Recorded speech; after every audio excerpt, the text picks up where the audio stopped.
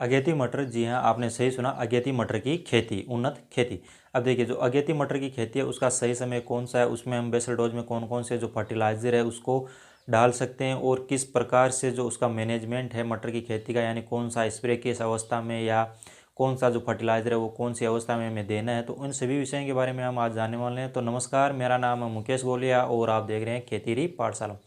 आपने अभी तक हमारे यूट्यूब चैनल खेतीरी पाठशाला को अगर सब्सक्राइब नहीं किया तो सब्सक्राइब करें, ताकि खेती से जुड़ी नई नई जानकारियाँ आपको ऐसी मिलती रहें। तो देखिए,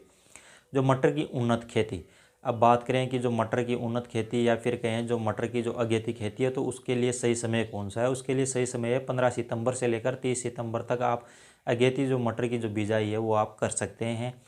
फिर जो मटर की जो बिजाई है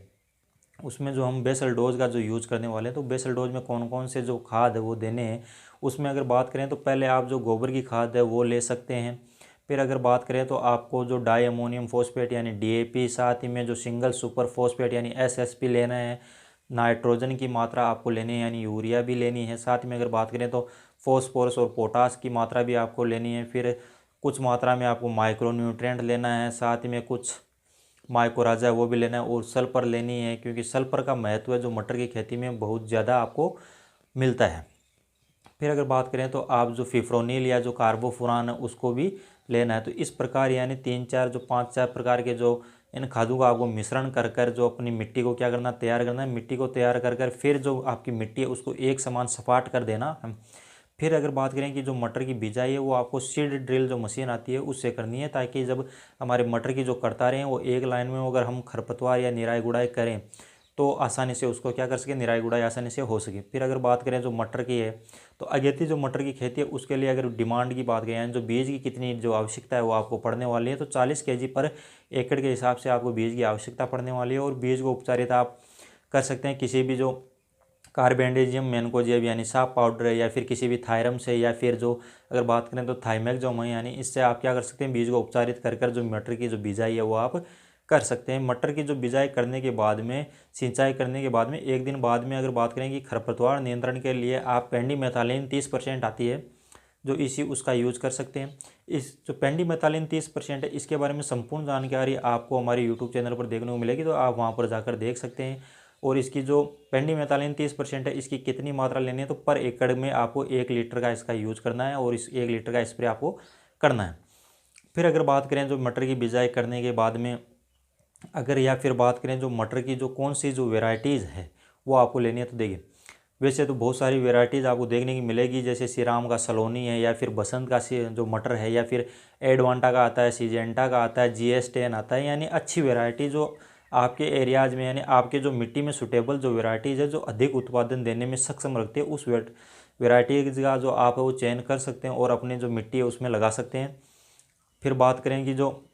जब हमारी मटर है वो जो हमारी 15 से 20 दिन की हो जाती है, उसमें पहले सिंचाई में हम कौन सा जो फर्टिलाइज़र है वो दे सकते हैं, तो आप उसमें NPK 19-19 साथ ही में जो कोई भी ह्यूमिक एसिड है वो चला सकते हैं सिंचाई में। और अगर स्प्रे की बात करें तो आप हल्का फुल्का जो या तो मोनोक्रोटोफॉस का, या जो इमामेक्टिन जो बेंजोइट है, और किसी भी अच्छे फंजीसाइड का जो इन दोनों का कॉम्बिनेशन है वो आपको क्या कर लेकर क्या करना है, स्प्रे कर देना है। जैसे एलिएट हो गया, या बायर का नेटिवो हो गया, या फोलिक्योर हो गया, तेबुकोनाजोल हो गया उसका, यानी इस प्रकार के जो बेस्ट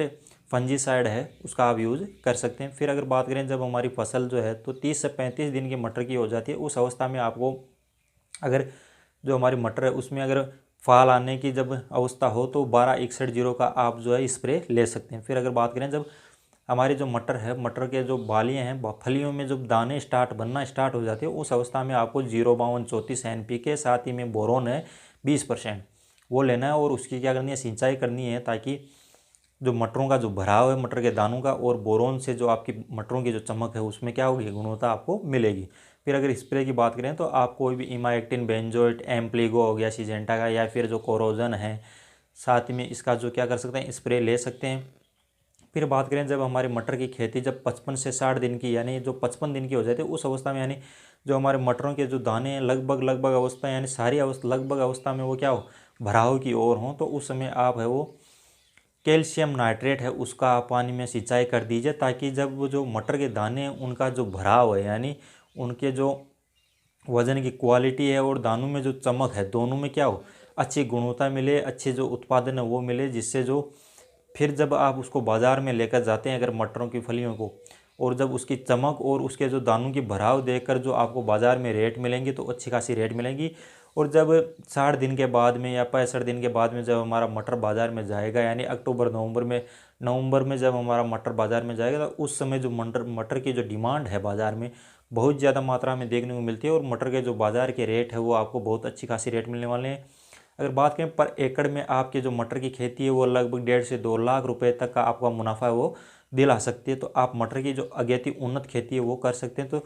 मटर के बारे में आपको दी गई जानकारी कैसी लगी वो हमें कमेंट करें। साथ ही अगर चैनल को सब्सक्राइब नहीं किया तो सब्सक्राइब करें, और मिलते हैं अगले वीडियो में। तब तक के लिए जय जवान जय किसान।